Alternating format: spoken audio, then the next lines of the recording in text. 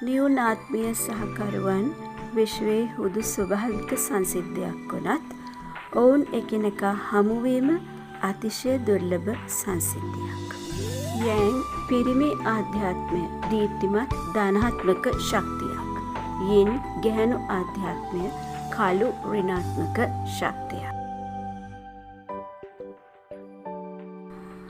අපි මැරුණාම අපෙන් ගිලීලා යන ආධ්‍යාත්මය අපි ඉපදෙද්දි අපේ සිරුරට ආවේ කොහේදලද?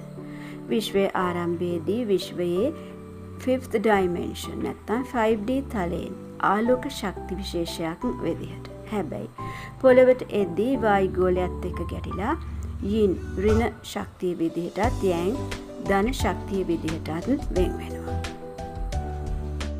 භෞතික ලෝකයේ 3rd dimension 5th dimension කියන්නේ දිග පළල ගැඹුර වැනි මානයක්. ඒත් ආධ්‍යාත්මික ලෝකයේ 3D world ආශාව, තරහව, ඊර්ෂ්‍යාව, අහංකාරකම සහිත මිනිසුන්ගෙන් හැදුණු සමාජයක් පවතින ලෝකය.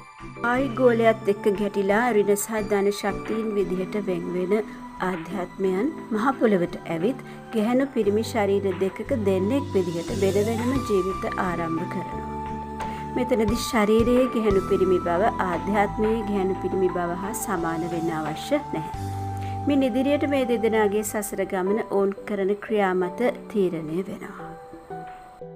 ආධ්‍යාත්මික ජීවිතයේ 5D world කියන්නේ භෞතිකවාදී සමාජයක් නොයෙක් දුෂ්කරතාවලට මුහුණ දීලා ඉවසීම, මෛත්‍රිය, නිහතමානීකම, පරිත්‍යාගශීලීත්වය සහිත සමාජයක් බවට පත් වූ කල ලෝකයයි.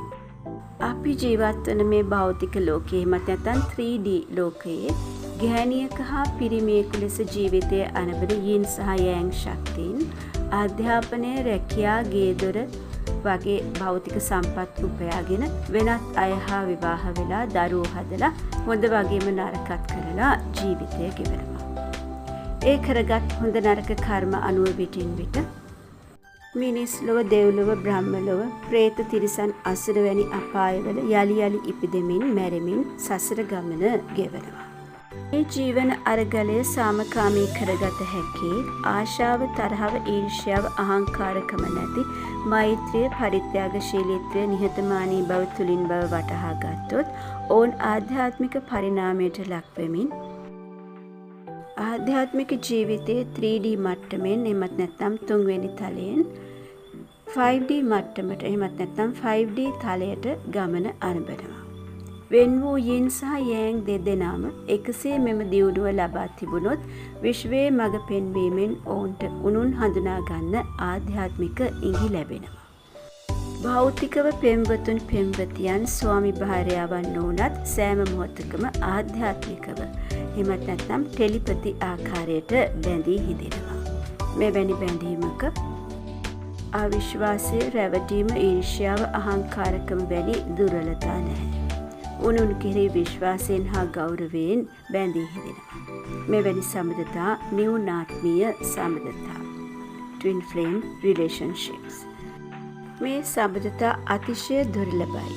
දිව්‍යමය සම්බන්ධතා ලෙස සැලකෙන නිර්වාණ අවබෝධයට පවා ඉඩ සැලසෙන, මරණයෙන් පසු දේවත්වයට, බ්‍රහ්මත්වයට පවා ඉඩ සැලසෙන සම්බන්ධතායි. සිදුහත් යශෝදරා මෑත ඉතිහාසයේ ප්‍රකට නිවුනාත්මීය පෙම්යුවලක්. එහෙත් මෙම සංකල්පය නැවත නොඉපදීම එහෙමත් නැත්නම් නිවනම අරමුණු කරගත් බෞද්ධ දර්ශනය තුල කතා නොකරන කිතුණු ආගම හා චීන දාර්ශනික ඉගැන්වීම් වල විස්තර වන වත්මනේ හින්දුනගේ විශ්වාසයන් අතරටද එක් වූ සංකල්පයක්. කෙසේ වුවත් නිවුන් ආත්මීය සම්බන්ධතාවයේ මූලික පදනම වන්නේ ශීලය සහ ආධ්‍යාත්මික දියුණුවයි.